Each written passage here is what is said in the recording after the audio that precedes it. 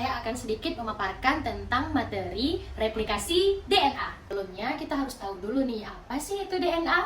DNA adalah kumpulan senyawa yang mengandung seluruh informasi genetik makhluk hidup. DNA adalah molekul yang terdiri dari 5 double helix yang setiap helainya terdiri dari 4 basa nitrogen, yaitu adenin, sitosin, guanin, dan timin. Di mana setiap adenin selalu berpasangan dengan timin dan setiap guanin selalu berpasangan dengan sitosin. DNA tersusun dari aksen 5 sampai ke aksen 3.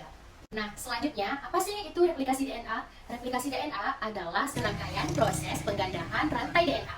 Hasilnya membentuk seperti ikatan replikasi gabung seperti pada gambar di atas.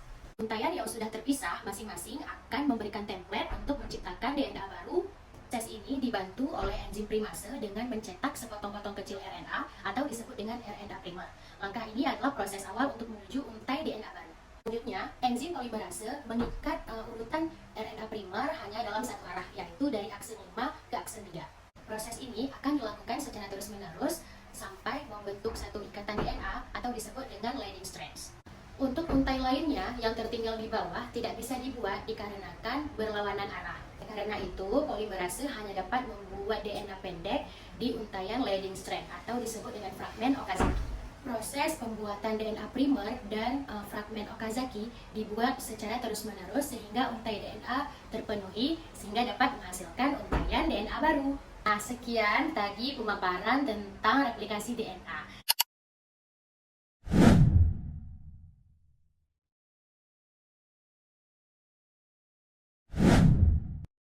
Baik teman-teman, sebelumnya apa sih itu sintesis protein? Sintesis protein adalah proses pembentukan partikel-partikel protein yang terjadi di dalam tubuh makhluk hidup.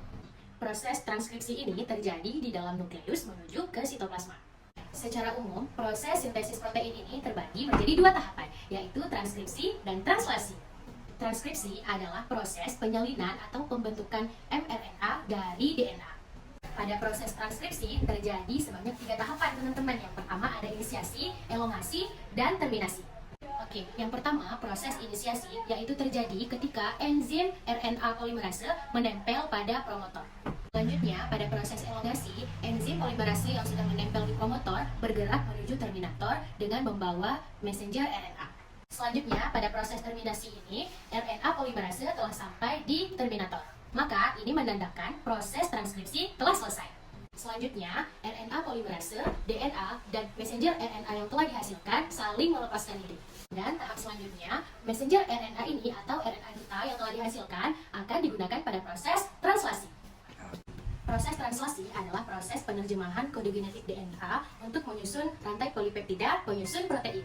Sama halnya dengan proses transkripsi, proses translasi ini juga mempunyai 3 tahapan, yaitu proses inisiasi, elongasi, dan terminasi.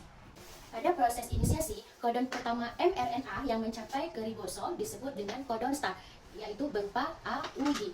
Selanjutnya, proses elongasi, yaitu ketika kodon yang dibawa oleh messenger RNA akan diterjemahkan menjadi asam amino. Selanjutnya, masing-masing asam amino tadi akan dibawa dan digabungkan oleh tRNA dengan bantuan antikodon untuk membentuk rantai polipeptida atau protein. Setelah rantai polipeptida terbentuk, maka proses elongasi pun selesai. Selanjutnya, yaitu proses terminasi. Jadi, proses translasi akan berakhir ketika salah satu kodon stop bertemu dengan ribosom. Contoh kodon stop yang terbentuk adalah UAA, UAG, dan UGA. Nah, jadi itulah tadi pemaparan tentang sintesis protein. Jadi cukup sekian pemaparan materi dari saya. Terima kasih yang telah menonton. Mohon maaf jika ada kekurangan. Wassalamualaikum warahmatullahi wabarakatuh.